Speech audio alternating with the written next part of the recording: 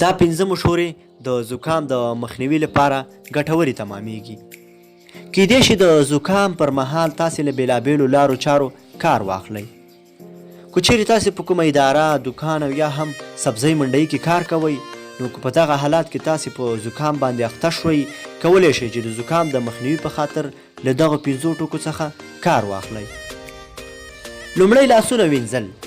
د تشناب څخه وروسته باید خپل لاسونه ومینځو، ځکه چې کله هم تشناب ته ننوځو نو زموږ لاسونه د تشناب د دروازې قلف سره او یا هم تشناب مربوط نورو څیزونو سره لګیږي، نو د بکتریاوو او وایروسونو په واسطه ډېر ژر ککړیږي او د ککړېدو څخه وروسته که د خپلو لاسونو باندې مخ او یا هم پزه لمس کړو نو لرې نه ده چې په زکام اخته شو.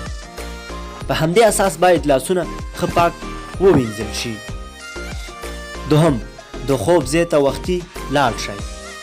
د دې لپاره چې زموږ د بدن معافیتي سیستم د نورمال حالات پاتې کېدلو لپاره او د خارجي وایروسونو او بکتریاو په مقابل کې قوي پاتې شي، نو باید د شپې لخوا وختي ویده شو.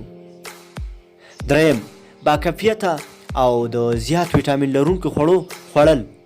باکیفیته او زیات ویټامین لرونکي خواړه کولی شي چې زموږ د بدن معافیتي سیستم قوي وساتي. مثلا تازه میوه‌جات او سبزیجات چې د ویټامینونو څخه شتمن دي باید وخوړل شي تر څو زموږ د بدن معافیتي سیستم قوي او برحاله پاتې شي. څلورم، تمرین کول. زموږ د بدن معافیتي سیستم قوي کېدو یوه بله مهمه لاره دا ده چې باید روزمره تمرین وشي. د تمرین په مرسته زموږ د بدن حجرات او عضلات لپاره حرکت راځي چې دغه حرکت زموږ بدن ته قوت رابخي او معافیتي سیستم مو هم ورسره قوي کیږي.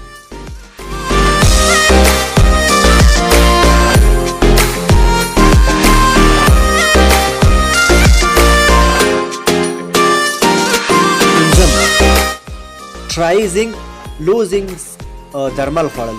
نوې څېړنو ښودلي که چیرې دغه دوا روزمره 100 ملي ګرامه وخوړل شي نو د ښه کېدو چانس یې زیات دی، یعنې په 24 ساعتونو کې به ښه کېږي.